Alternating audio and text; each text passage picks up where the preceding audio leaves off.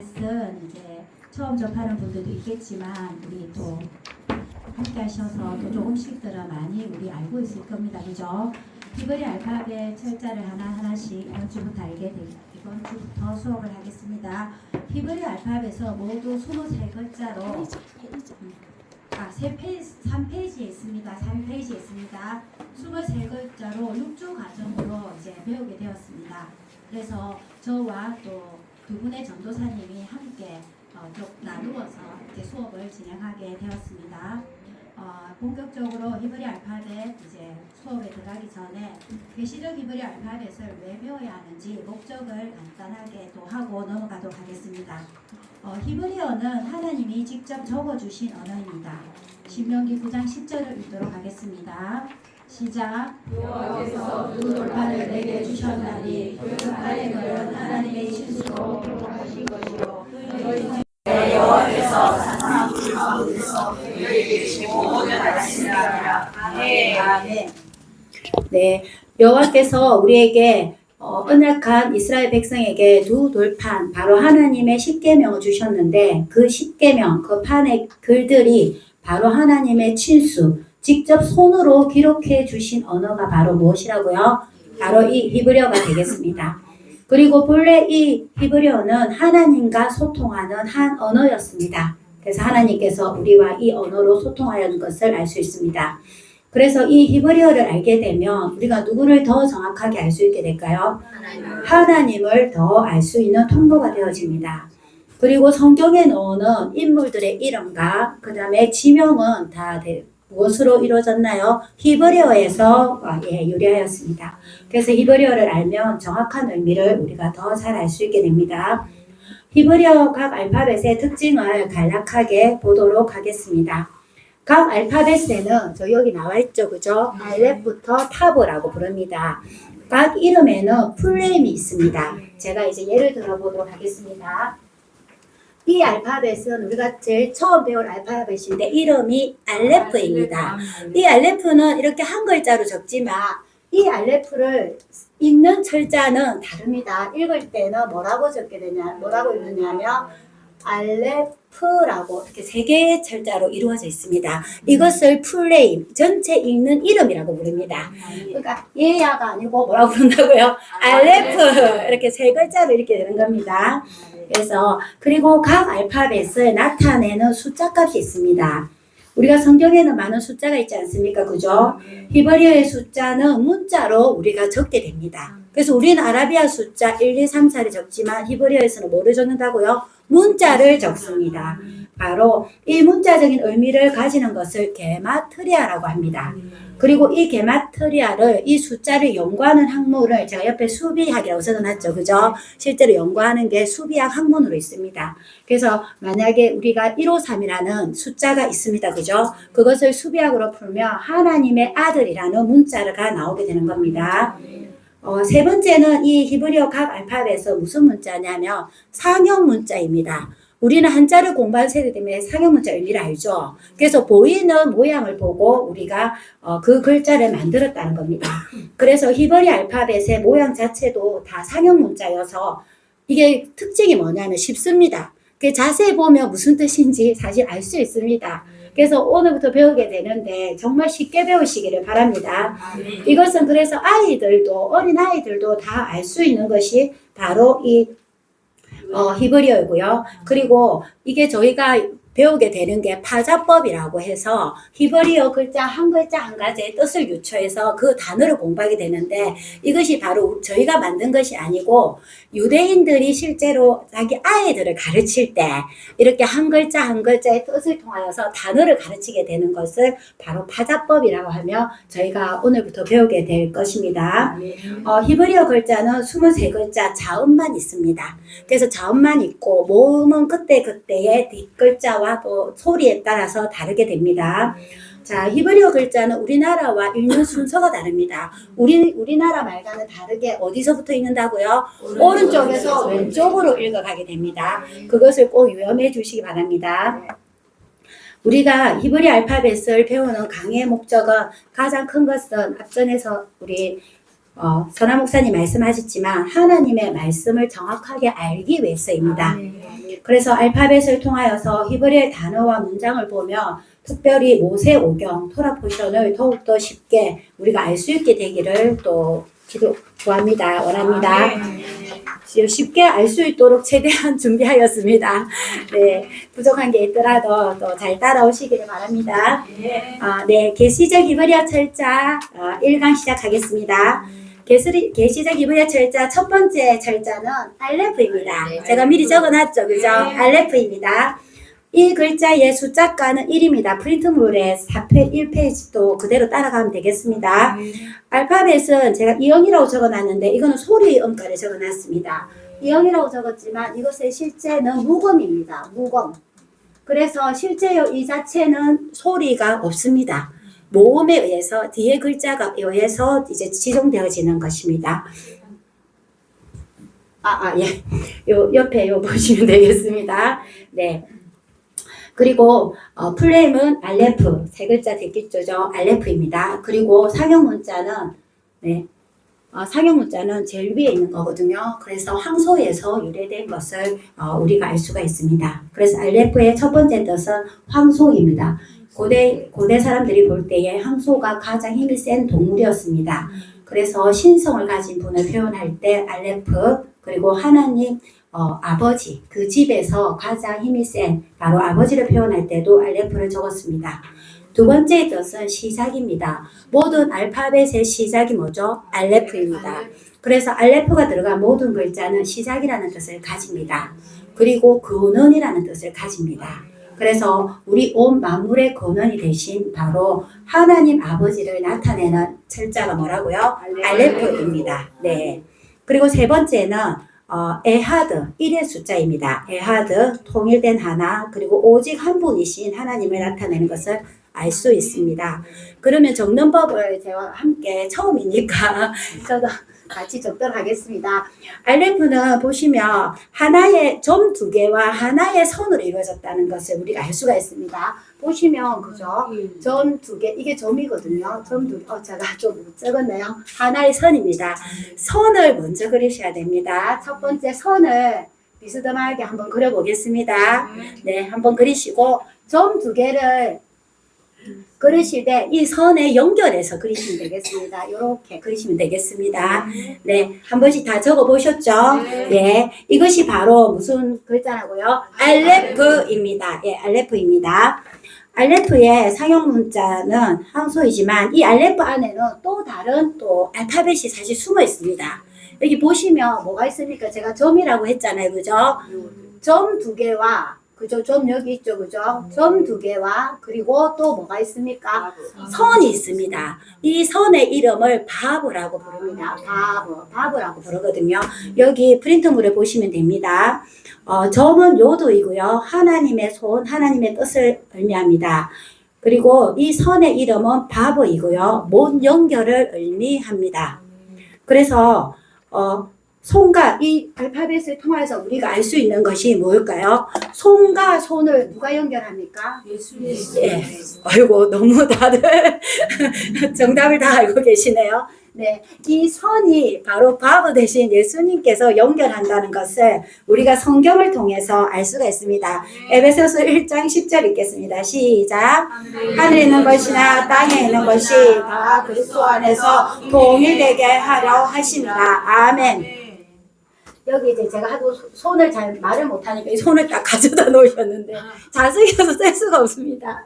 네, 그래서 바로 하늘에 있는 손을, 이 손을 자 누가 잡고 있냐 하면은 예수님, 우리의 연결 대신 선이 대신 예수님께서 잡고 계시고 이 예수님께서 또 손으로 이 땅을 우리가 붙들고 있는 겁니다. 그리하여서 하늘과 땅을 누가 바보 대신 예수님께서 연결하여서 통일, 바로 에하드 하실 것을 어느 철자 가르쳐 준다고요? 알레프. 알레프를 통해서 우리가 볼 수 있습니다. 이제 알레프를 보실 때 그걸 생각하시면 됩니다. 하나님의 손과 우리를 연결하는 분이 예수 그리스도이시구나. 이것을 기억하시면 되겠습니다. 제가 좀 빠르게 말합니까? 긴장이 돼서 죄송합니다. 두 번째는 알레프의 풀네임을 보도록 하겠습니다. 풀네임은 전체 이름입니다. 아까 알레프 한 철자이지만 이름은 뭐라고 해? 하나, 둘, 세 글자. 네. 다들 너무 잘하십니다. 알레프입니다. 이 알레프에 보시면 또 한 단어가 있습니다. 이 알레프는 무엇을 나타내는지 이 두 개를 합치면 뭐라고 부르냐면 엘이라고 합니다. 엘은 우리가 무슨 뜻인지 알죠? 바로 하나님을 나타냅니다. 그죠? 알레프 안에 엘이 있습니다. 이 엘이 있는데 요 뒤에 있는 이 단어가 푸라고 우리가 하지만 실제로는 페라는 알파벳입니다. 페라는 알파벳.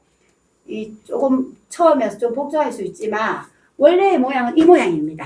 근데 뒤에 오면 이런 모양이 돼요. 근데 이 패가 무엇인지 여러분 잘 보십시오. 너무 작게 그렸나요?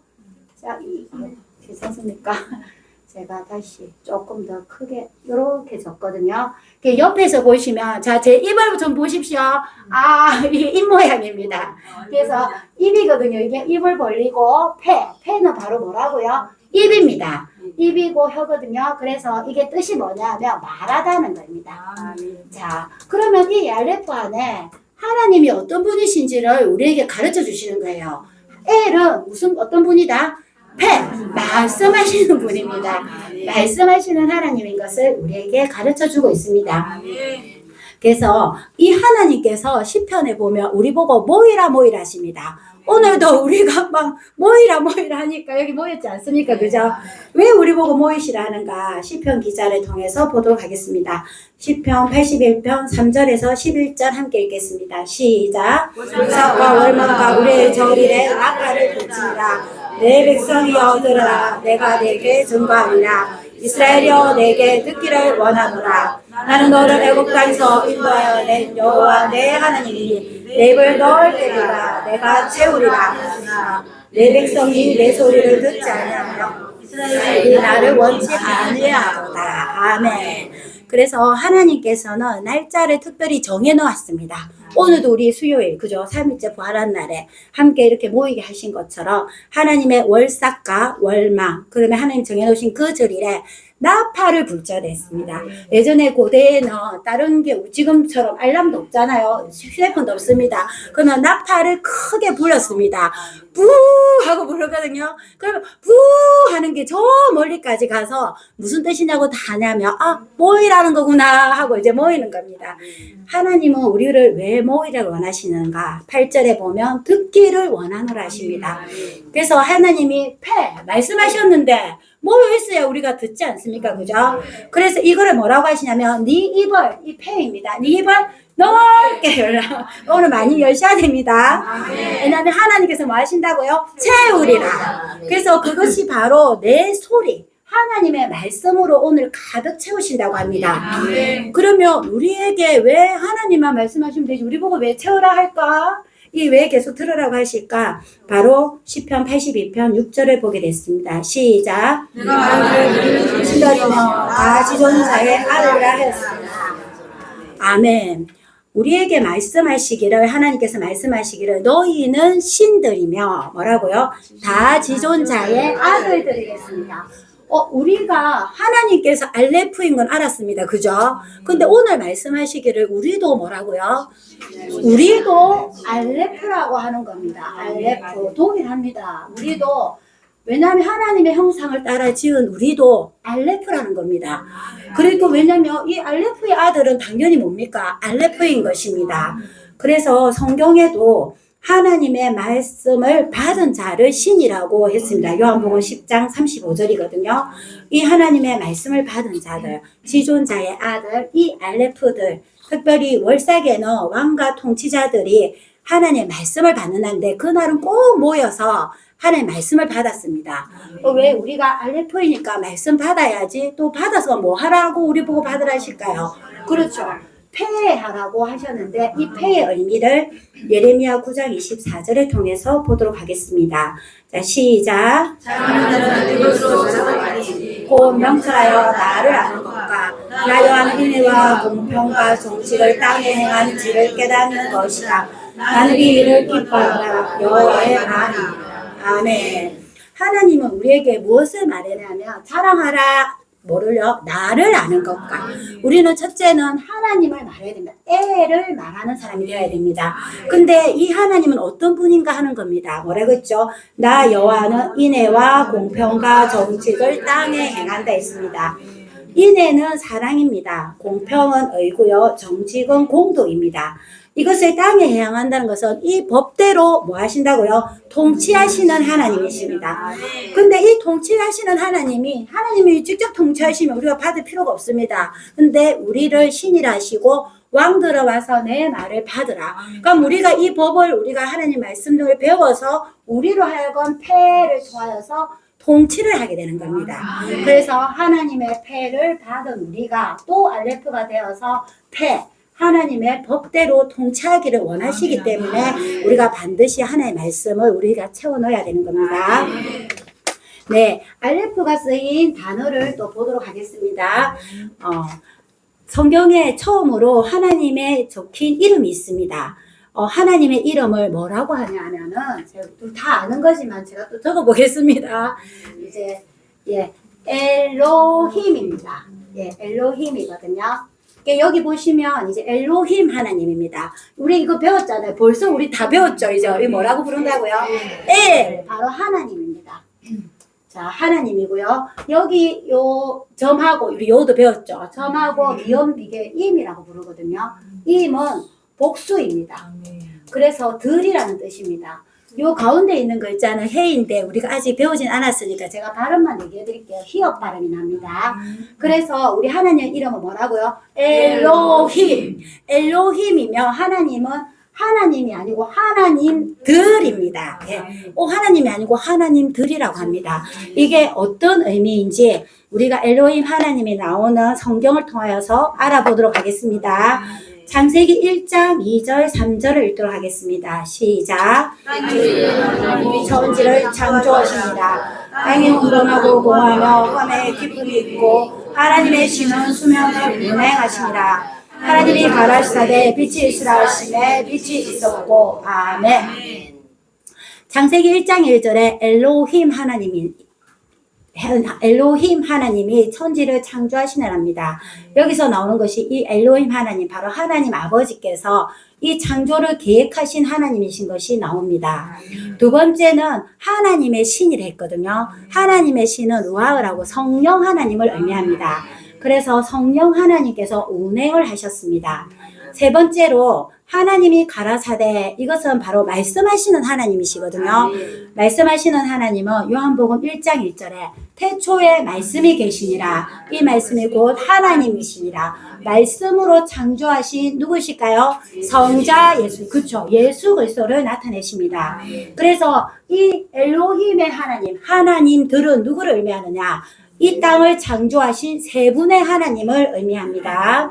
네. 그래서 엘로힘의 하나님은 복수이시고 바로 이 하나님들을 우리에게 말해주고 있습니다. 네 번째는 알레프의 숫자 값에 대해서 공부를 해보도록 하겠습니다. 알레프의 숫자 값은 1입니다. 첫 번째 그죠? 알파벳이지 않습니까? 그죠? 1이거든요. 그래서 이 1은 그러니까 히브리인들은 숫자 1을 안 쓰고 뭐라고 적는다고요? 알레프. 네, 알레프라고 적습니다. 사실 이게 우리와 참 개념이 많이 다르다는 것을 생각을 하게 됩니다. 그래서 숫자를 통해서 계시하신 하나님에 대해서 우리가 많이 알게 될 겁니다. 1은 하나입니다. 하나님은 몇 분? 한 분이시거든요.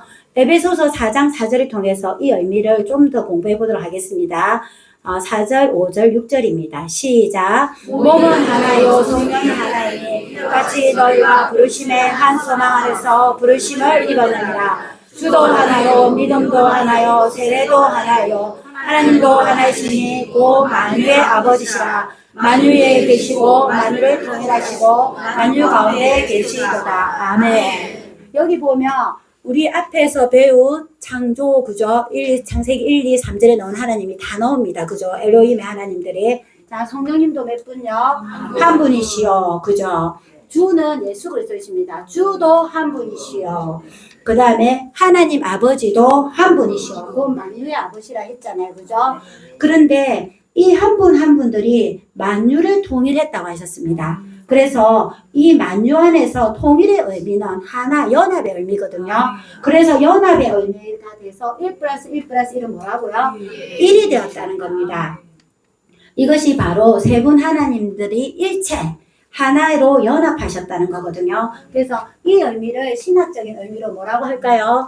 삼위일체입니다. 세 분 하나님이신데 연합하여서 하나가 되신 하나님, 에하드의 하나님인 것을 우리에게 말씀해주고 계십니다. 또 두 번째는 성경에서 1이 나옵니다. 그죠? 1은 또 뭐와 같냐면 이 알레프는 아까 또 천도 뭐라고 했죠? 1도 알레프요, 천도 알레프 똑같습니다. 그죠? 알레프입니다. 천도 알레프입니다. 이것이 어떤 의미를 우리에게 가르쳐 주시는지 읽도록 하겠습니다. 창세기 2장 2절입니다. 시작. 하나님이 지으시는 일곱째 날에 마치니 그 지으신 일이 다음으로 일곱째 날에 안식하시니라. 아멘. 창세기에 보면 일곱째 날이 되었을 때에 이럴 때에 하나님이 지으시더니 창조하셨죠. 그죠? 하나님이 창조하시던 그 일을 마치니 그 일이 다음으로 뭘 하셨다고요? 안식하니라. 그래서 성경에서 7은 무슨 날이냐 하면 마치고 마치다는 게 완성이거든요. 완성하시고 안식한 날이 바로 7일입니다. 7일이거든요. 근데 이 날을 뭐라고 부르냐면 옆에 있죠. 샤밧이라고 합니다. 샤밧. 나중에는 이제 여러분이 하나하나 알게 되거든요. 지금 제가 뜻만 얘기해 드리겠습니다. 이 샤밧이라는 것은 바로 하나님의 집을 다 완성했다는 의미입니다. 그래서 완성했기 때문에 안식이 있다는 거죠. 그죠? 그런데 지금 우리가 우리를 보시면 창세기 2장 2절에서 분명히 하나님께서는 창조를 마치셨습니다. 그죠? 그렇지만 실제로 이 땅에 완전한 완성이 되는 날은 아직 남아있다는 것을 우리에게 가르쳐 주는 겁니다. 그래서 이것에 대해서 시편에 보면 모세가 하나님 앞에 기도를 한 것이 나와 있습니다. 함께 읽겠습니다. 시작. 주께서 사람을 집으로 돌아가게 하시고 말씀하시기를 너 인생들은 돌아가라 하셨사오니. 아멘. 하나님의 집이 완성되어서 하나님의 집으로 돌아가는 날. 여기 보면 뒷글로 돌아간다 했잖아요. 돌아간다 의미가 그 옆에 적혀있죠. 휴버입니다. 휴버가 돌아간다, 돌이키다. 이게 의미거든요. 우리가 원래 인생은 하나님께로 나와서 어디로 돌아가는 겁니까? 하나님께로 돌아가는 게 인생이에요. 그래서 우리나라 말에 누군가가 소천하시면 뭐라고 합니까? 돌아가셨다. 그렇죠. 그래서 뒷거리 되어서 우리가 돌아가는 그날을 물어본 겁니다. 언제 우리가 돌아갑니까? 했을 때 하나님께서 말씀해 주십니다. 시편 90편 4절 읽겠습니다. 시작. 제 목전에는 천년이 지나가 어제 같으며 마음의 경전 같을 뿐입니다. 아멘. 뭐라고 하나님께서 모세에게 가르쳐 주냐면 천년이 어제와 같다 했거든요. 근데 이 어제가 뭐라고요? 하루라고 합니다. 그래서 천이 일과 같다는 것에 대해서 우리에게 가르쳐 주신 겁니다. 이것을 베드로도 동일하게 또 말해 주놨거든요. 베드로서 3장 8절 읽겠습니다. 시작. 사랑하는 자들아 주께는 하루와 천년 같고 편의 하루 같은 이 한 가지를 잊지 말라. 아멘. 그래서 주님이 말씀하셨습니다. 천년이 어제 하나와 같다. 그러니까 알레프다 같죠, 그죠? 그러면 우리가 창세기에 6일이 지나면 하나님이 지으시던 일이 마치고 7일이 된다고 했습니다. 하나님 집이, 그죠? 그렇다면 반대로 지금은 하나님이 아담 이후로부터 우리의 지금 시간들이 6천년을 향해 가고 있습니다. 6천년이 하루가 천년과 같으니까 6천년이 지나면 언제가 온다고요? 7천년. 네, 7천년이 오게 됩니다. 그래서 이 7천년이 바로 안식하는 나라이거든요. 그래서 안식, 천년 안식이라고 부릅니다. 7천년의 천년 안식이거든요. 그래서 이 안식의 나라가 우리 안식이 온다는 것에 대해서 어떤 의미인지 이사야 60장 22절에 나와 있습니다. 함께 읽겠습니다. 시작. 작은 자가 천을 이루겠고 그 약한 자가 강포를 이룰 것이라. 때가 되면 나 여호와가 속히 이루리라. 아멘. 하나님께서 말씀하신 7일, 즉 7천 샤밧, 하나님이 집이 완성되는 이때는 어떤 안식이 의미되는가? 그 작은 자가 바로 우리입니다. 그죠? 작은 자가 천을 이룬다고 합니다. 처음은 아까 뭐였죠? 알레프. 바로 하나님과 같이 신이 되는 겁니다. 알레프를 이루겠고 그 약한 자가 강국, 나라를 이루는 겁니다. 그러니까 알레프들의 나라가 되는 거죠. 그죠? 그래서 바로 이 7천년 사밧은 이 안식에는 하나님이 집이 완성이 되면서 하나님의 나라, 바로 천년왕국의 나라가 되어서 그 안에 누구밖에 없다고요? 알레프, 하나님을 말하는 하나님과 또 하나님을 말하는 우리 알레프들로 이루어지는 나라인 것을 우리에게 말씀하고 계십니다. 네, 알레프에 대해서 처음 다 배웠습니다. 네, 자 이제 두 번째 강의로 넘어가도록 하겠습니다. 뭐, 너무 빠르거나 뭐 너무 느려서 좀 힘듭니까? 괜찮습니까? 네. 네. 네. 두 번째 계시적 히브리어 철자는 뭐라고 적혀 있나요? 베이트입니다. 네, 베이트입니다. 알레프는 하나님이었습니다. 두 번째 베이트는 어떤 의미를 가질까요? 숫자가는 2이고 이 알파벳 베이트는 비읍입니다. 여기 있죠. 비읍 있는 소리가 비읍입니다. 그리고 플레임은 베이트 세 글자로 이루어져 있고요. 상형 문자는 이제 고대의 집 모양입니다. 집 모양으로 위에가 있고 아래, 요 비슷하죠, 그죠? 위에 지붕이 있고 아래가 있습니다. 뜻은 첫 번째가 이제 집입니다. 집이고요. 이 집을 건축하다는 뜻이 있습니다. 베이트의 두 번째 뜻은 이 집을 건축하는 아들의 의미가 있습니다. 그리고 이 집을 건축한 아들이 양식을 주게 됩니다. 그래서 이것은 바로 누구를 계시하냐면 하나님의 아들이신 예수 그리스도를 계시합니다. 베이트의 숫자가는 바로 2입니다. 2는 성경에서 증인의 수입니다. 그에 대해서 이제 이 뜻에 대해서 우리 또 함께 풀어보도록 하겠습니다. 먼저 베이트를 적어보겠습니다. 요 적혀있죠, 베이트. 베이트는 두 해구로 이루어져 있습니다. 이제 대략 알겠죠, 그죠? 자, 위에를 먼저 그립니다. 지붕이라 생각하시고, 예, 잘 그려져 있네요. 자, 손을 부지런히 움직이셔서 같이 적어보겠습니다. 이렇게 한번 적으시고, 밑에는 기초석이라 생각하시면 됩니다. 지붕을 먼저, 지붕이 있어야죠, 그죠? 지붕, 그리고, 예.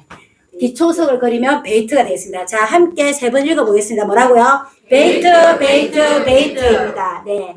베이트의 이 뜻은 집입니다. 있는 그대로 집입니다. 실제 뜻이 플레임은 집이라는 뜻이고요. 그렇다면 우리가 이 베이트의 정확한 뜻을 베이트가 가장 먼저 나온 단어를 통해서 우리가 그 뜻을 한번 공부해 보도록 하겠습니다.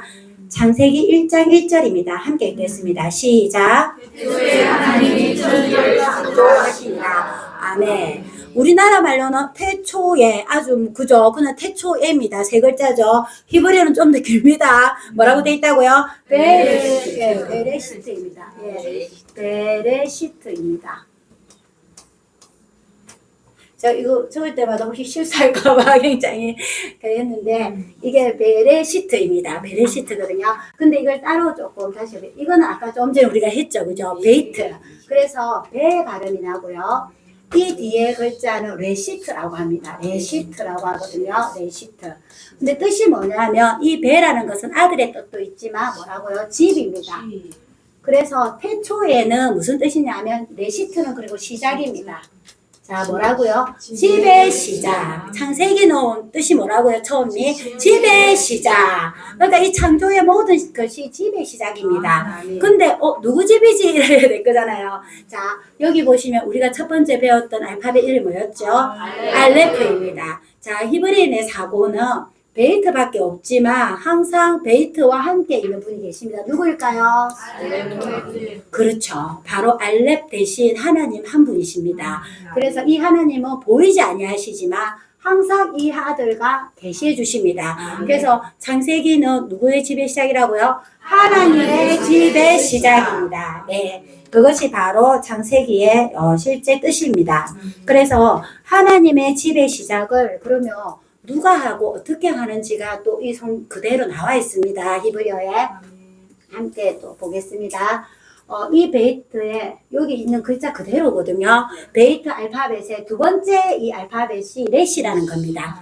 이 두 개가 합쳐지면 뭐라고 있냐면 바르라고 있습니다. 바르는 뜻이 뭐냐면 아들입니다. 자, 하나님의 집은 누가 짓는다고요? 바르. 아들이 짓습니다. 그러면 이 아들이 어떻게 지을까요?도 나와 있습니다. 자, 여기 레이트 있죠? 레시에서 바르 됐죠? 요 세 번째 알파벳이 알렙 우리 배운 거지 않습니까? 이렇게 하면 이 뜻이 뭐냐면 바라라고. 네, 죄송합니다. 바라라고 있습니다. 이 바라의 뜻이 창조하다입니다. 자, 그러면 우리가 이 베레시트 안에 벌써 세 가지의 뜻이 다 나옵니다. 그죠? 자, 베레시트는 아들이 집의 시작, 하나님의 집의 시작. 그 집을 짓는 건 누구라고요? 바르. 아들이 짓습니다. 그리고 이 아들이 어떻게 짓는다고요? 바라. 바로 창조했다는 것을 우리에게 가르쳐 줍니다. 이것을 성경을 또 통해서 우리가 보도록 하겠습니다. 골로새서 1장 15, 16, 17절입니다. 시작. 보이지 않으시는 하나님의 형상이요 모든 창조물보다 먼저 나신 자니 만물이 그에게 창조되되 하늘과 땅에서 보이는 것들과 혹은 모자들이나 주방들이나 새들이나 위에서 그를 위하여 창조되고 또한 그가 만물보다 먼저 계시고 만물이 그 안에 함께 서느니라. 아멘. 골로새서 1장 15절에 그는 누구겠습니까? 바르. 그죠? 바르 아들입니다. 이 아들은 보이지 아니하시는 아까 그랬죠, 그죠? 보이지 아니하시는 하나님의 형상이요. 그죠? 만물이 그에게 아들 바르에 의해서 바라 창조되되 그를 위하여 바라 창조되었습니다. 그래서 그가 만물 위에 바로 우뚝 섰다는 것을 우리에게 말씀해 주십니다. 이것은 바로 첫 창조입니다. 첫 창조가 아들에 의해서 창조되었습니다. 이것이 첫 창조를 말하는데 히브리서 1장 1, 2절에는 또다시 창조한다고 나와 있습니다. 함께 읽겠습니다. 시작. 예수의 선제자들로 여러분과 여러분으로 이러한 사람에게 말씀하신 하나님이 이 모든 날 마지막에 아들로 우리에게 말씀하셨으니 그 아들을 만유의 우사로 떼시고 또 저로 말미암아 세계를 지으시느니라. 아멘. 그래서 이 모든 날 마지막에 이미 창조가 한번 되어서 우리도 지금 하늘이 있고 땅이 있고 다 있지 않습니까? 그죠? 그런데 이 모든 날의 마지막에 바로 하나님이 집이 완성되어 가는 이때에 또 저로 말미암아서 새 창조를 하신다고 우리에게 말씀하고 계시는 것을 알 수 있습니다. 그래서 아들이 첫 창조를 하였고 또 창조를 한다는 것입니다. 자, 첫 창조 때의 모습을 우리가 한 번 더 보도록 하겠습니다. 잠언 8장 30절을 읽겠습니다. 시작.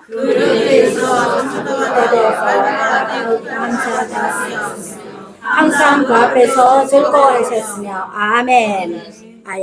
8장 30절 우선 읽겠습니다. 그 곁에 있어서 창조자가 되었답니다. 자, 아들이 창조자가 되고 그는 누굴까요? 바로 하나님 아버지. 하나님 아버지 곁에 있어서 창조자가 되었다는 거나 말씀하시는 아들 예수님을 말합니다. 그래서 하나님이 가라사대 말씀하신 하나님이 창조주가 되어서 그거 창조하시고는 첫째 날에 빛이 있으라 하시고 뭐라고 하셨나요? 기뻐하셨어요. 예. 기뻐하실 때 우리 히브리어로 뭐냐 하면은 기쁘다, 즐겁다 할 때 이게 토브입니다. 선하다는 거예요. 토브합니다. 둘째 날에 토브하셨더라. 셋째 날에 토브하셨더라. 그래서 그 앞에서 항상 기뻐하셨다. 그래서 예수님께서 그 아들이 첫 창조를 하셨다는 걸 보여줍니다. 그렇다면 하나님께서 또 히브리서 기자를 통하여서 이 모든 날의 마지막에 또 새롭게 바로 창조하신다는 것을 우리에게 말씀하시는 것을 또 알 수 있는데 얘기해 주셨는데 그것의 성취가 계시록 21장 1절에 있습니다. 함께 읽겠습니다. 시작. 또 내가 새 하늘과 새 땅을 보니 전 하늘과 처음 땅이 없어졌고 바다도 다시 있지 아니하더라. 아멘. 그래서 이 모든 날 마지막에 하나님의 집이 완성될 때에 다시 새 창조가 이루어진다는 것을 히브리서 기자는 미리 말해줬고 계시록에는 성취된 것입니다. 자, 우리가 아까 얘기했습니다. 그죠? 6,000년이 지나고 7,000년이 되면은 하나님의 집이 샤바 완성이 되는 겁니다. 이 완성이 될 때 바로 그 아들이 다시금 새 창조를 해서 하나님의 집을 완성한다는 것을 우리에게 미리 말씀해 주시는 것입니다. 네. 이것이 바로 너무 대답들을 잘하셔서 다 우등생만 있으신 분. 네. 네. 두 번째는 이제 바르, 또 이 아들이 어떤 분이신지 또 우리가 알아보겠습니다. 이 아들이 어떤 분이신지 태어난 곳을 통해서 우리에게 미리 말씀을 해주십니다. 우리 하나님의 아들이 태어난 곳인지 어딘지 우리에게 미리 선지서를 통해서 말씀해 주셨습니다. 미가서 5장 2절을 미가서 5장 2절을 읽도록 하겠습니다. 예. 아들은 또 양식을 주는 분인데 이 양식을 주는 아들이 태어난 곳이 어딘지 예수님 태어나신 것은 신약이지만 실제로는 미리 다 예언이 되어 있었습니다. 미리 계시해 주셨고 이것은 어떤 의미냐면 하실 일도 미리 선지자를 통해서 계시해 주셨다는 거거든요. 미가서 5장 2절을 읽겠습니다. 시작. 에브라다야 너는 누가 족속 중에 작을 자라도 이스라엘을 다스릴 자가 내게서 내게로 나올 것이고 그의 근본은 상고의 태초이라. 아멘. 그래서 하나님의 아들이신 예수 그리스도께서 이스라엘을 다스릴 자로 오시는데 왕으로 오시는 거거든요. 왕으로 오시는데 태어난 곳이 어디라고요? 베들레헴이라고 했습니다. 이게 어떤 의미가 있는지 또 우리가 함께 히브리어를 통해서 보도록 하겠습니다. 베들레헴은 두 히브리어 단어로 이루어져 있습니다. 우리가 지금 앞에 배웠던 거는 베이트죠, 그죠? 베이트는 집입니다, 그죠? 그래서 베들레헴입니다. 네, 이거거든요. 그래서 이 베이트는 집입니다. 그죠? 베이트는 집이고, 레헴은 뭐냐면, 읽은 거는 레헴이라고 부르거든요. 그래서 읽을 때는 베들레헴이 되고, 양식, 빵, 떡이라는 뜻입니다. 그래서 예수님이, 우리의 왕으로 오신 예수님이 태어난 곳이 어디라고요? 빵집, 예, 빵집에서 태어나셨어요. 빵집, 지명 이름인데, 그 지명 이름을 우리가 해보니까 빵집인 겁니다. 그럼 이것은 바로 하나님의 아들이신 예수님께서 우리에게 어떤 사역을 하실 건지를 말씀해 주신 겁니다. 요한복음 6장 48절에 읽겠습니다. 시작. 내가 보시기를 의로다. 난 하늘에서 내려온 산떡이니 사람이 이 떡을 먹으면 영생하리라. 아멘. 그래서 이 떡은 그러면 우리에게 무엇을 할까요? 여기서 보면 이 아들이 내가 생명의 떡이다. 하늘에서 날아온 산떡이니 우리가 뭘 먹어야 영생한다고요? 이 떡을 먹어야 우리가 영생을 한다는 것을 우리에게 말씀하고 있습니다. 그래서 신명기 8장에 보면 바로 사람이 떡으로만 살 것이 아니요 하나님의 입으로 나오는 모든 말씀 살 것이라 하였습니다. 그렇습니다. 그래서 우리가 세상의 떡이 아니라 하나님의 입에서 바로 나오는 모든 말씀으로, 그래서 아들의 말씀으로 살아야만, 그 양식을 먹어야만 우리가 영원히 사는 것을 얘기해주고 있습니다. 이제 네 번째로 베이트의 숫자과 미를 보도록 하겠습니다. 베이트의 숫자과 미는 정인의 수입니다. 네. 율법 정인의 수는, 정인은 먼저 우리가 어떤 의미인지를 좀 알아야 됩니다. 정인은 어떤 사람이냐면 보고 들은 것을, 직접적으로 보고 들은 것을 말하는 사람입니다. 그래서 율법의 정인은 2명이 있어야만 그것을 정확하게 참으로 인정을 했다고 합니다. 신명기 19장 15절에 보면 한 사람으로는 참 증거를 택하지 않습니다. 어떤 심판이나 판결을 할 때 바로 2 정인이나 3 정인의 입으로 그 증거가 같아야만 참 증거로 채택이 되어지는 거거든요. 그런데 예수님이 바로 이 증인으로 이 땅에 오셨습니다. 베이트이신 예수님께서. 그래서 예수님은 누구를 증거하신 것을 우리가 보도록 하겠습니다. 예수님만이 증거하실 수 있는 분이 있습니다. 누구일까요? 그렇죠. 하나님 아버지입니다. 그래서 아들 예수님만이 하나님의 말씀을 직접 들었습니다. 그리고 하시는 것을 직접 보았기 때문에 확실한 참 증인이 되시는 겁니다. 그래서 이분이 실제로 오셔서 하신 것에 대해서 계시록 1장 5절을 읽겠습니다. 시작. 또 주님의 정인으로 출애굽 가운데서 먼저 가시고 땅의 임금들의 머리가 되신 예수 그리스도로 네, 아멘. 그래서 예수님께서 충성된 증인, 참 증인으로 오셨다고 합니다. 그리고 두 번째는 오셨고 예수님께서 바로 하나님께 들은 그 말씀을 직접 듣고 본 것을 증인으로 오셔서 그리고 이 예수님은 그 증거대로 무엇을 하셨습니까? 성취를 하러 오셨습니다. 그래서 이 예수님께서 초림으로 오셔서 그 말씀을 성취하셨고 또 재림으로 오셔서 그 말씀으로 성취를 하러 오실 것입니다. 그죠? 그래서 이 예수님께서 직접 제자들에게 보였었거든요. 그래서 초림의 제자들도 그 예수님에게 직접 듣고 배운 것을 증인으로 둘씩 보내서 증거했습니다. 그렇다면 이 마지막 날에 우리도 또한 두 증인의 삶을 살아야 합니다. 근데 우리는 지금 우리는 그럼 직접 어떻게 보고 들을 수 있을까요? 그죠? 네. 그렇죠. 바로 말씀을 통해서 우리가 알 수 있습니다. 그래서 우리 교회에게도 두 증인의 삶을 살아라고 하고 있습니다. 계시록 11장 3절 먼저 읽겠습니다. 시작. 두 증인에게 권세를 주리니 그가 붉은 뼈를 입고 1260일을 예언하라. 네. 마지막 교회도 확실한 증인이 되어야 합니다. 그리고 이 두 증인의 의미는 둘식의 의미도 있지만 바로 우리가 예수 그리스도를 전가하되 초림의 예수님만 전가하면 안 됩니다. 초림으로 오신 예수님과 다시 오셔서 이 집을 완성하실 재림 예수님을 둘 다 전거해야 된다는 것입니다. 그럼 우리도 보고 들은 것을 전거해야 되지 않습니까? 계시록 1장 1, 2절을 읽겠습니다. 시작. 예수 그리스도의 자가 이는 하나님이 그에게 계사 반드시 속히 될 일을 그 종들에게 보시고 그 천사를 그 종 요한에게 보여 지시하신 것이다. 요한은 하나님의 말씀과 예수 그리스도의 증거 자기의 본 것을 다 증거하느니라. 아멘.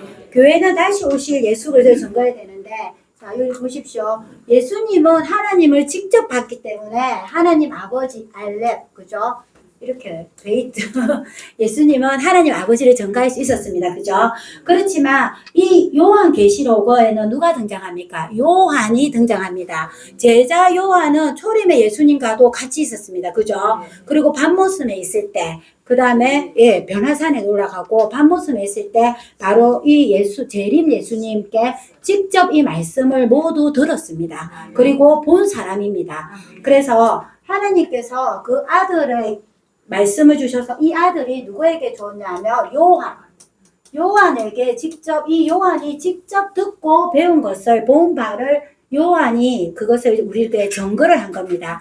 그래서 이렇게 주신 이유도 뭐라고 했냐면 요한에게 주신 이유는 그 종들에게 보이신다고 하셨거든요. 그래서 우리는 또한 이 요한이 직접 듣고 본 바로 예수 그리스도의 계시 예수 그리스도의 이 계시를 통하여서 우리는 또한 동일하게 직접 이렇게 보고 들을 수가 있는 겁니다. 그래서 우리도 마지막 두 증인이 되어서 우리도 누구를 증거해야 된다고요? 예수 그리스도의 계시를 바로 우리가 증거해야 됩니다. 네. 네, 계시적 기본이요 절차 베이트를 마쳤습니다. 너무 빨리 지나가는 것 같습니다. 안 빠릅니까? 예, 알레프를 통해서 우리가 하나님 아버지를 배웠습니다. 그죠? 베이트는 우리가 집을 짓는 아들에 대해서 우리가 배웠습니다. 자, 세 번째는 이제 계시적 히브리어 철자는 김멜입니다.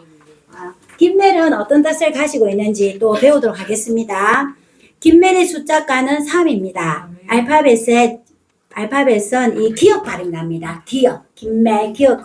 여기 저는 잘 안 보지만 여러분들은 또 잘 보고 하십시오. 김멜입니다. 그 다음에 상형 문자는 낙타입니다. 네, 요 낙타 보이시죠, 그죠?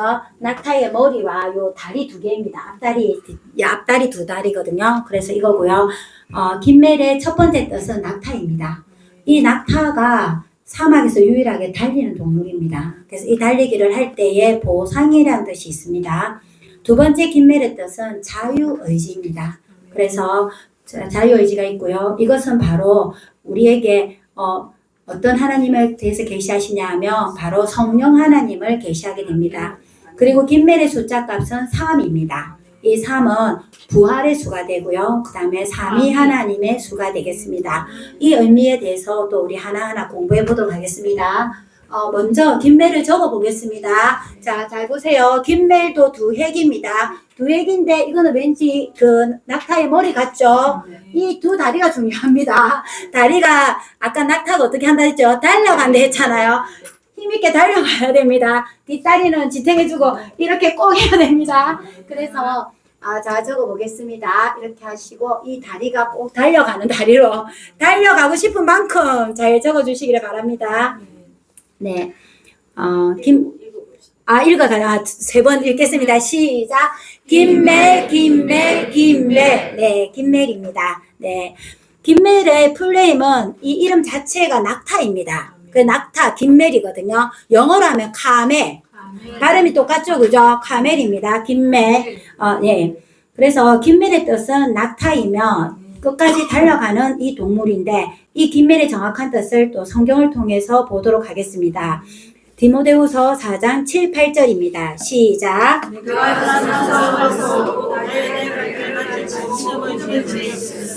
이제후로는 나를 위하여 너의 면류관이 예비되었으므로 주고 어려우신 재판장이 그날에 내가 주실 것이니 내게만 아니라 주의 나타나신 날 사모하는 모든 자에게니라. 아멘.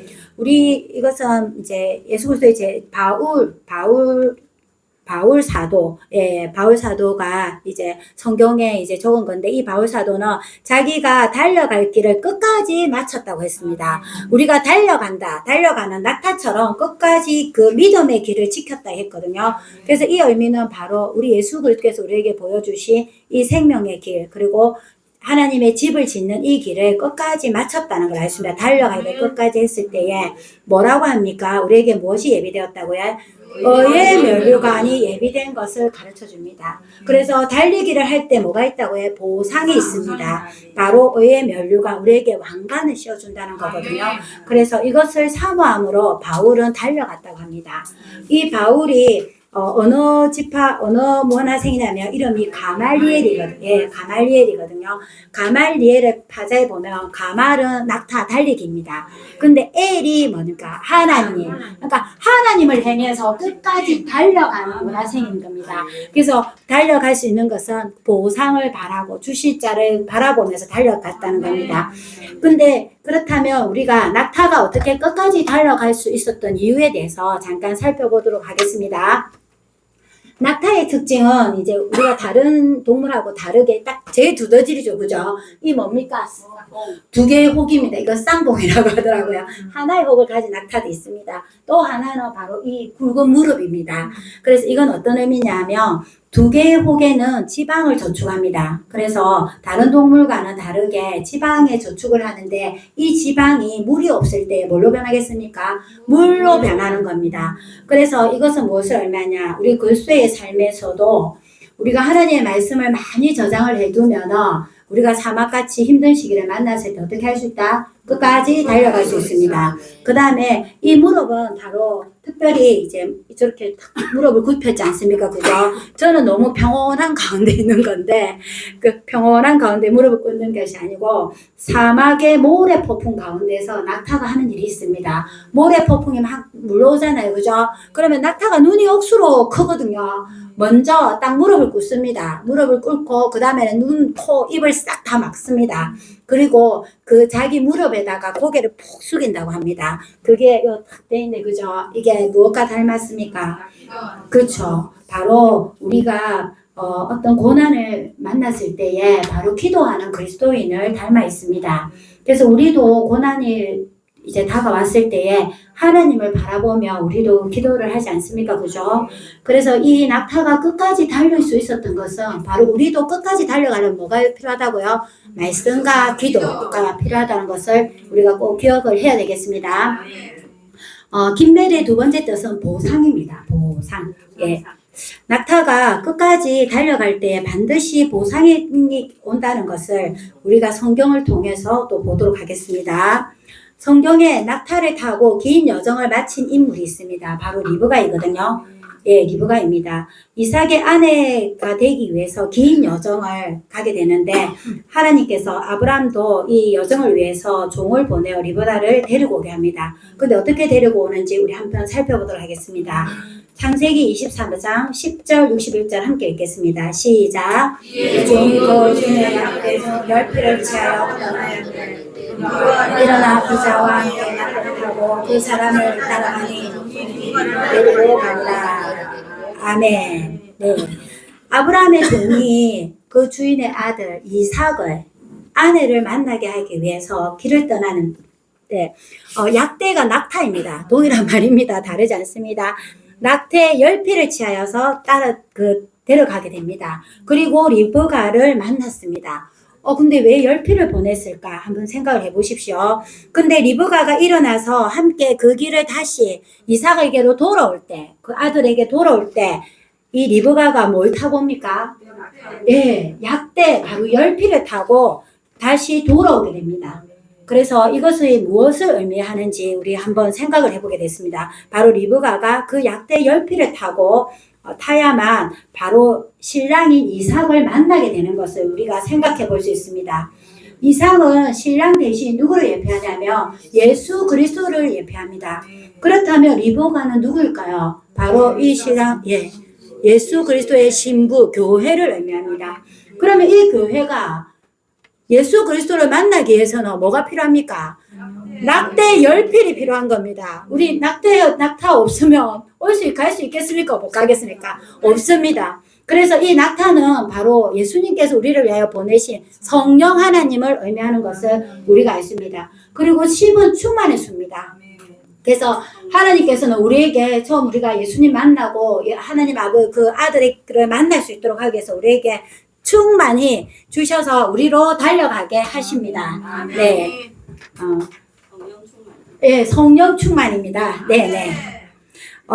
그러면 요한복음 14장 26절을 통하여서 또 보도록 하겠습니다. 시작. 보혜사 곧 아버지께서 내 이름으로 보내실 성령 너에게 모든 것을 가르치시고 내가 너에게 말한 모든 것을 찬양하게 하시리라. 아멘. 그래서 우리가 바로 여자 교회가 타고 가야 할 약대 열필 충만을 의미한다는 것을 성경을 통해서 또 보았습니다.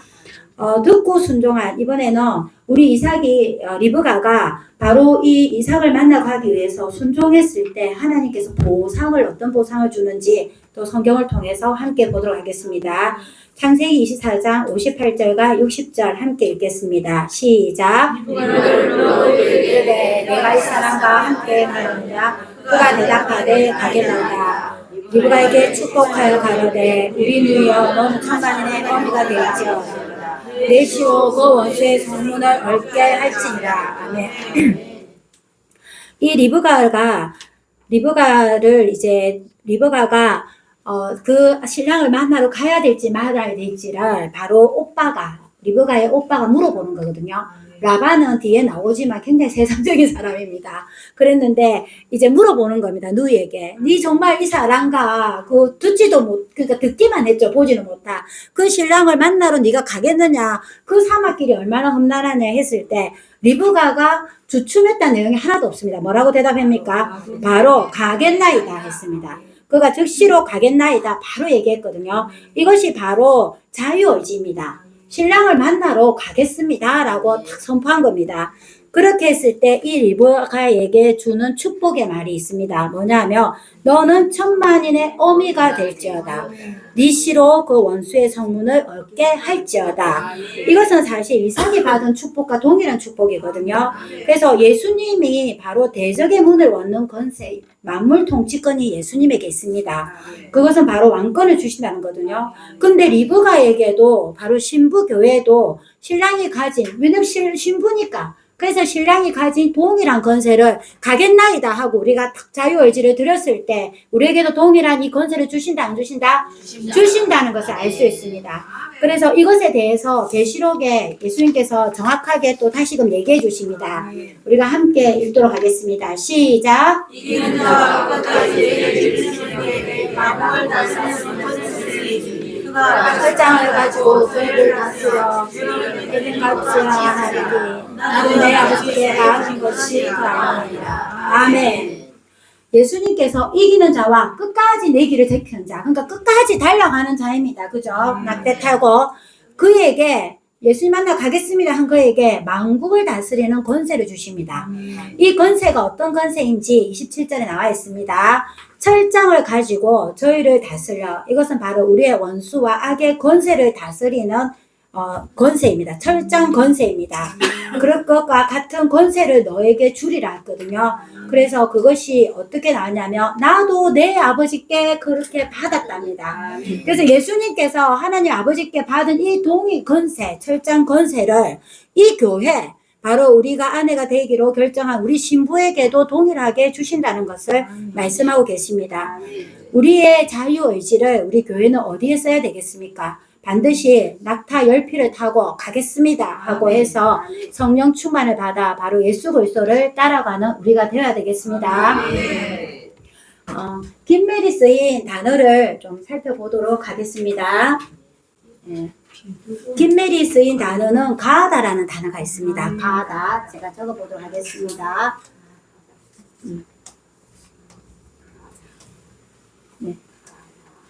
이것이 바로 가다이거든요. 가다입니다. 예, 가다. 제가 써줄게요. 가다입니다. 가다. 그렇죠. 우리나라 말도 가다. 그렇죠. 가는 겁니다. 가다입니다. 근데 이 가다를 잘한 사람이 성경에 나옵니다. 이 가다의 뜻이 뭐냐면, 제가 뜻을 안 적었네요. 잘라내다입니다. 예. 뭔가를 잘라내는 사람입니다. 잘라내다, 자르다는 뜻입니다. 교회가 신랑을 따라 막 가려는데 잘라내야 되는 겁니다. 근데 이것을 잘 잘라낸 사람 이름이 이게 온이거든요. 이게 가다잖아요. 이걸 온이라고 합니다. 온.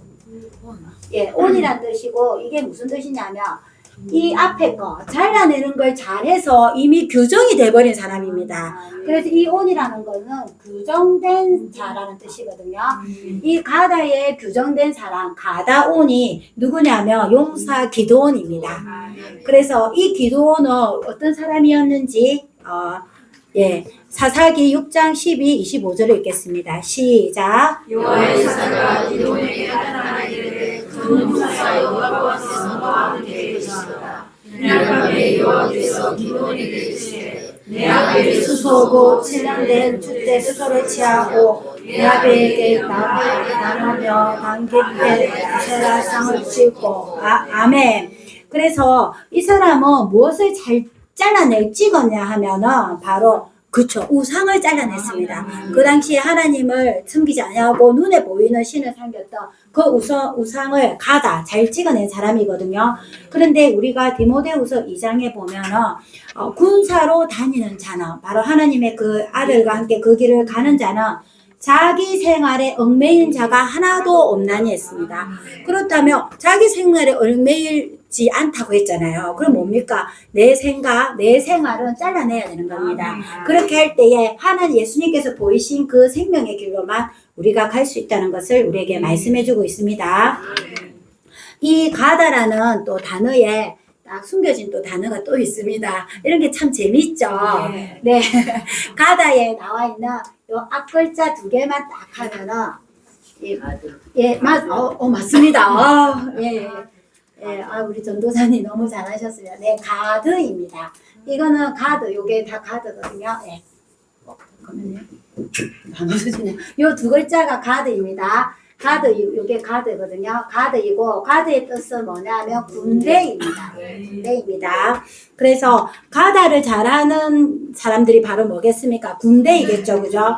근데 이 군대라는 이름을 가진 지파가 있습니다. 이스라엘의 12지파 중에 이 군대라는 이름을 가진 지파가 있는 겁니다. 그 지파 이름이 뭐냐면 가드 지파인데, 갓 지파입니다. 이 갓 지파의 사명에 대해서 창세기 49장 18, 19절을 함께 읽겠습니다. 시작. 나는 주의 구원을 기다리나이다. 갓은 군대의 불격을 받으나 너희가 그들을 추격하리로다. 아멘. 그래서 하나님께서 이 갓 지파에게 주신 사명이 뭐냐면 주의 구원을 기다리는 지파입니다. 그래서 갓은 가드라고 되어 있잖아요. 군대, 구드, 가드입니다. 박격을 받으나. 자, 누가 적들이 쳐들어왔습니다. 우리는 연약합니다. 그러면 적이 쫓아오면 우리가 막 도망가잖아요. 무서워하면서 도망가다가 갑자기 하나님께서 딱 있어서 뒤돌아서 이러면 어떻게 되는 겁니까? 짠! 일어나서 하나님 역전해서 우리가 막 추격을 하게 되는 겁니다. 그래서 추격하다도 또 가드거든요. 그래서 갓의 사명은 바로 이렇게 역전하는 사명이 있습니다. 하나님께서 함께 하시는 군대는 어떤 군대라고요? 역전의 군대입니다. 그래서 이 역전의 군대가 어떤 의미인지 우리 또 말씀을 통하여서 보도록 하겠습니다. 대상 5장에 나오거든요. 이때는 어떤 시기냐면 동편진기에는 세 지파만 있었습니다. 동편진기에 12지파 중에 로벤과 갓지파, 므낫세 반지파가 있었는데 그 사람들은 4만밖에 안 됐습니다. 그런데 엄청난 대군이 온 겁니다. 그러면 그 상황에서 우리가 어떻게 해야 되겠습니까? 어딘가에 도움을 구해야 되겠지만 이 갓지파는 도움을 구하지 않고 어떻게 했는지 20장 21절 22절에 읽겠습니다. 시작. 도우심을 입었으므로 화가 사람과 그 함께한 자들이 다 저희 손에 패하였으니 이는 그가 싸움을 나눴다고 부르짖음은 이미 들으셨습니다. 저희가 대적의 짐승 곧 약대 5만과 양 25만과 나귀 2천을 빼앗으며 사람 10만을 사로잡았고 죽임을 당한 자가 많았으니 이 싸움은 한 대로 말미암았습니다. 저희가 그 땅에 걸어 사로잡힐 때까지 이르렀더니 아멘. 그들은 사람에게 도움을 구하지 않았습니다. 대신에 뭘 했냐면 하나님을 의뢰하고 부르짖었다고 했습니다. 어떤 하나님을 의뢰했냐? 바로 자기들에게 사명을 주신 하나님입니다. 갓지파는 우리가 주님 군대의 합격을 받으나 하나님께서 함께 하시며 우리가 추격하게 될 것입니다. 바로 우리는 역전의 군대입니다. 하나님께 부르짖을 때에 하나님이 들으셨더라. 예, 들으시고 하나님께서 함께 하실 때에 어떤 역사가 일어났습니까? 모든 것을 이기고 탈취물, 약대 5만, 낙태 5만과 양 25만과 나귀 2천을 빼앗으며 사람 몇 명을 사로잡았다고요? 10만원. 4만의 군대가 10만을 사로잡았고 죽은 자가 많았다 했거든요. 그럼 실제로 이 4만 지파밖에 안 되는데 실제로 이제 몰려온 사람들은 얼마입니까? 그죠? 최소한 30만 되는 거죠. 그죠? 예. 그래서 이 어마무시한 이 싸움이 바로 근데 22절에 보면 하나님께로 말미암았습니다. 이랬습니다. 이거는 어떤 의미냐? 바로 하나님께서 막으시지 아니하시고 허락하셨다는 겁니다. 우리의 삶 가운데서도 이런 역경과 전투가 있습니다. 그죠? 그러면 그 뜻은 얼마일까요? 어떤 뜻일까요? 너가 이 싸움 때문에 힘들지, 너가 죽으려서 죽으라 이게 아닙니다. 어떤 뜻입니까? 내가 함께함으로 그렇죠. 돌아서 바로 역전의 군대 도리어 우리가 이겨서 탈침을 얻게 되는 겁니다. 그래서 힘든 역경을 주셨다면 그것을 통해서 오히려 더 많은 것으로 보상해 주실 하나님을 우리가 의뢰하는 그런 역전의 군대가 되기를 원하는 겁니다. 네, 김멜의 숫자 값을 보도록 하겠습니다. 김멜의 숫자 값은 뭐라고 돼 있죠? 3입니다. 네, 3입니다. 숫자 3은 하늘의 수와 부활의 수입니다. 창세기 1장 9절 12절을 보면 묻이 드러나고 모든 나무와 풀과 씨 맺는 종류들이 이렇게 막 났다고 합니다. 이것은 어떤 의미냐면 죽었던 땅이 살아나 부활한 날이 몇째 날이라고 해? 셋째 날입니다. 아멘. 그래서 고린도전서 15장 3절을 보면 그리스도께서도 우리 죄를 죽으셨다가 며칠 만에 살아나셨죠? 3일 만에 부활하셨습니다. 그렇다면 예수님처럼 우리 두 정인도 마지막 증거를 마치고 죽게 됩니다. 그죠? 우리도 며칠 만에 부활하게 될까요? 3일 반 후에 부활하게 됩니다. 네. 그래서 이 3이라는 숫자는 3이 하나님의 숫자고 또 이 성령님으로 말미암아 부활이 되는 셋째 날의 숫자입니다. 네. 네. 이제 마지막 강의입니다. 너무 아쉽다. 그죠? 어쩌죠? 네. 어쩌죠? 또 하면 되죠. 네. 다음 주에도 꼭 오셔서 함께 가겠습니다. 함께 가기 바랍니다. 네. 네 번째 계시적 히브리어 철자는 어떤 의미일까요? 우리가 알레프, 베이터, 김메를 배웠습니다. 그죠? 네 번째 계시적 히브리어 철자는 달렛입니다. 달렛. 발음은 디귿 발음이고 플레임은 달레트입니다. 달레트는 문입니다. 그리고 상형 문자는 예, 출입구 문으로 돼 있죠, 그죠?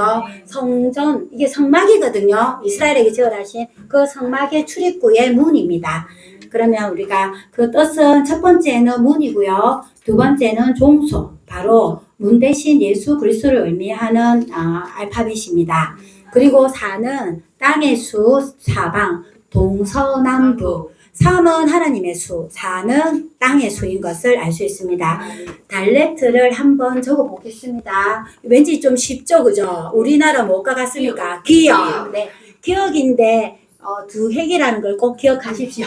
왜 두획인지 의미가 있거든요. 옆으로 한번 그리시고 예, 밑으로 한번 내려오면 되겠습니다. 네, 한번 같이 3번 읽어보겠습니다. 뭐라고요? 달레트, 달레트, 달레트입니다. 네, 달레트입니다. 달레트의 모양은 우리가 문 모양이라고 했습니다. 그죠? 이 문은 아까 있었던 것은 어떤 문이냐면 이스라엘에게 하나님께서 지어라신 성막의 출입구 문입니다.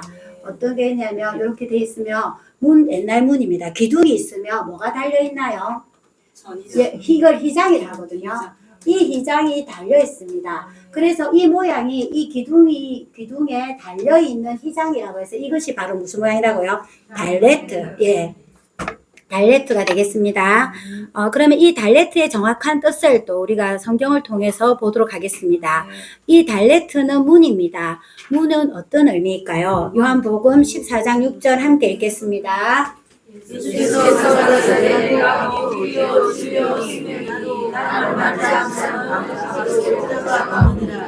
그리고 예수께서 다시 되시되 내가 진실로 진실로 너희에게 말하노니 나는 양의 문이라. 아멘. 네, 예수님께서 나는 뭐라고 해? 양의 문이라. 그래서 예수님께서 자신이 문이라고 하십니다. 우리가 잘 준비되어 있네요. 예, 바로 양의 문 보이시죠, 그죠? 딱 양을 지키는 문에 있습니다. 그래서 예수님을 통하지 않고는 우리에 들어갈 수 있다 없다? 없습니다. 바로 문 대신 예수 그리스도거든요. 그리고 저 성막은 바로 성전 예수 그리스도 나타내는데 제가 좀 간단하게 조금 그리겠습니다. 이것이 하나님께서 이스라엘에게 함께 거하시기 위해서 지으라고 한 성막입니다. 성막이거든요. 성막에 문이 몇 개가 있는지를 제가 같이 드리겠습니다. 이 성막은 제일 첫 번째 문은 밖에서 이제 안으로 들어가는 입구 문이 하나 있고요. 또 이거는 성소로 들어가는 문, 그 다음에 지성소로 들어가는 문입니다. 하나님 아버지는 어디에 계실까요? 그렇죠. 제일 안쪽 언약궤가 있는 이곳에 있습니다. 이곳을 뭐라고 부르냐면 지성소라고 합니다. 자, 이 지성소로 가려면 우리가 몇 개의 문을 통과해야 됩니까? 3개의 문을 통과해야 됩니다. 근데 이 양의 문이 처음에 우리가 예수 그리스도로 말미암아 들어간다 했잖아요. 그죠? 그래서 우리는 반드시 이 문을 통해서 누구에게로 갈 수 있다고요? 하나님 아버지께로 갈 수가 있습니다.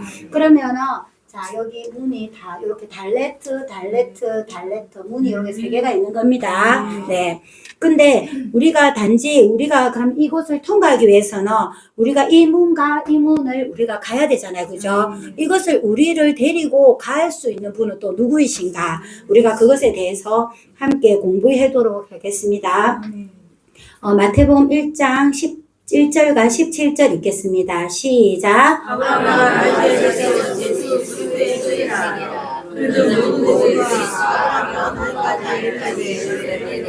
바벨론부터 바벨론으로 이갈 때까지 14대요. 바벨론으로 이갈 때까지 그리스도까지 14더라. 아멘. 제가 아까 요 문과 문이 우리가 딱 있잖아요. 그죠?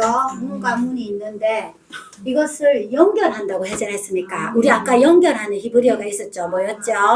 예, 바브. 알렙할 때 처음 나왔죠. 바브입니다. 근데 여기 보니까 14대요 했는데 이 히브리 알파벳과 숫자 가진 숫자들을 우리가 한번 계산을 해보겠습니다. 우리가 지금 배운 달렛의 숫자가가 4죠. 이건 4입니다. 바브의 숫자가는 뭘까요? 6입니다. 6번째 알파벳이거든요. 이걸 다 더하면 뭡니까? 14입니다. 그렇죠? 그래서 숫자가 뭐라고요? 문자입니다. 14가 뜻하는 게 무슨 뜻이라고요? 다비드입니다. 그래서 모든 대수가 14대요. 그래서 연결하는 다비드를 말하고 있습니다. 이것은 누구를 의미할까요? 바로 다윗의 위로 오실 예수 그리스도를 의미합니다. 그래서 예수님은 문이 되실 뿐만 아니라 우리를 문과 문 사이를 연결하셔서 우리를 데리고 들어가시는 분입니다. 모든 문을 열어서 우리와 함께 가시는 분입니다. 계시록 22장 16절입니다. 시작. 예수는 교회들을 위하여 내 사랑을 보내어 그들을 너에게 전가하라 하느라. 나는 다윗의 뿌리요 자손이니 곧 강명한 새벽별이라 하시니라. 아멘. 다윗은 왕입니다. 다윗 왕국의 왕이지 않습니까? 그러면 예수님도 다윗의 자손으로 오셨다는 것은 왕으로 오신 겁니다. 왕으로 오셔서 우리를 하나님이 계신 요 나라, 아까 왕국이었죠, 그죠? 바로 그 나라, 천년 왕국으로 우리를 인도하시는 것을 알 수 있습니다. 네. 달렛의 첫 번째 뜻은 문이고요. 이제 두 번째 뜻을 좀 공부해 보도록 하겠습니다.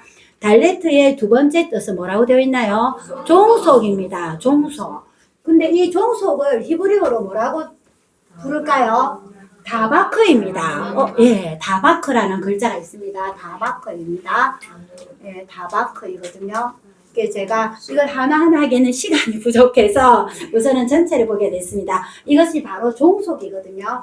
우리가 언제 종속되는지를 이 달렛을 보면 알 수가 있습니다. 문으로 들어가면 아까 양의 문, 우리가 여기 때는 종속이 안 되었습니다. 그죠? 양의 문으로 들어가면 우리가 어떻게 됩니까? 종속, 다바크 붙어있는 상태가 됩니다. 그것이 바로 우리가 다바크 함께 종속된다. 이것이 하나 되는 방법입니다. 요한복음 15장 4절 읽겠습니다. 시작. 내 안에가 하지만 분명히 믿지 아니하면 절로 가시는 예수 종성 같이 너희도 내 안에 있지 아니하면 그러하다. 아멘. 그래서 다바크라는 뜻의 의미가 이 의미입니다. 너희가 내 안에 거하라. 나도 너희 안에 거하리라. 그 의미를 뭐라고 또 표현하냐면, 제가 그림이 참 약한데 제가 우리 딸한테도 배워봤는데 도저히 안 되더라고요. 요 포도나무에 우리는 어쩌겠노? 예, 가지입니다. 가지입니다. 죄송합니다. 가지입니다. 네. 가지가 어떻게 돼 있어야 된다고요? 붙어 있어야 됩니다.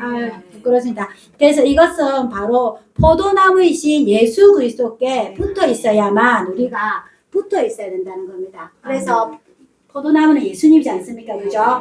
그래서 포도나무에 붙어 있다는 뜻이 바로 종속이라는 뜻입니다. 근데 이 종속이라는 붙어 있다는 의미를 또 성경에서 어떤 의미인지 우리에게 가르쳐 주십니다. 창세기 2장 24절 읽겠습니다. 시작. 그러므로 남자가 부모를 떠나 그 아내와 연합하여 둘이 한 몸이 될지니라. 아멘. 그래서 포도나무신 예수님께 다바크 붙어있다는 이 의미를 말해주는 것이 창세기의 연합의 의미입니다. 연합하여라가 바로 히브리어로 다바크입니다. 그래서 그 아내와 탁 붙어있다는 겁니다. 다바크 해야만 뭐를 한다면 한 몸을 이루게 되는 겁니다. 그래서 다바크여는 어떤 상태인가? 연합한 상태, 그리고 결혼한 상태. 그러면 다바크라는 것은 결국 어떤 의미일까요? 그렇죠. 사랑하는 상태인 겁니다. 그래서 요한복음 15장 9절 읽겠습니다. 시작. 하나님께서 나를 사랑하신 것 같이 나도 너희를 사랑하였으니 나의 사랑 안에 거하라. 아멘. 그래서 다바크는 사랑의 상태입니다. 그래서 우리에게 같이 연합하자 하시고, 그래서 사랑 안에 우리가 거하게 하시는 겁니다. 사랑은 떨어질 수가 없습니다. 근데 우리가 여러분 잘 생각을 해보십시오. 우리는 항상 예수님께 잘 다바크하고 있습니까? 그렇죠. 우리는 그렇지가 않을 때가 많은데 우리가 어떻게 아직까지 잘 붙어 있을까요? 이거 붙어 있으니까 다 낙타 타고 오신 겁니다. 그죠? 열배 타고 오신 겁니다. 어떻게 우리가 그 사랑 안에 우리가 다바크하고 있는지 우리가 로마서 말씀을 통해서 보도록 하겠습니다. 로마서 8장 35절, 37절, 39절 세 구절만 함께 읽도록 하겠습니다. 시작. 그러나 이 모든 일을 사랑은 조건을이요 환난이나 공고나 핍박이나 기근이나 적신이나 위험이나 칼이라. 그러나 이 모든 일에 우리를 사랑하시는 이로 말미암아 우리가 넉넉히 이기느니라. 녹음이나 기쁨이나 다른 아무 피조물이라도 우리를 우리 주 예수 그리스도 안에 하나님의 사랑에서 끊을 수 없느니라. 아멘.